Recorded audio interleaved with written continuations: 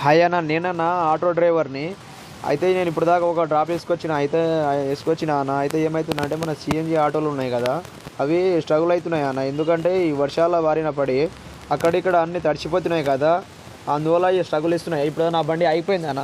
అయితే మనం ఏం చేయాలంటే మన సిఎన్జి పిన్ ఉంటుంది కదా, ఈ గ్యాస్ ఒప్పించుకునేటప్పుడు ఈ చిన్న పిన్ ఉంటుంది కదా, ఇది తడిచిపోయినందువల్ల మన దాంట్లో నీళ్ళు ఇంగిపోతుంది అన్న. అలాంటప్పుడు మనం ఏం చేయాలంటే దాన్ని తీసి మన బండ్లో బట్ట ఉంటుంది కదన్న, పట్టి బట్ట, తడవకుండా ఉన్న బట్టతో మంచిగా క్లీన్ చేయాలి. క్లీన్ చేసి ఏం చేయాలంటే మళ్ళీ యథావిధిగా మనం పెట్టేస్తే మన బండి ఆటోమేటిక్గా స్టార్ట్ అవుతుంది అన్న.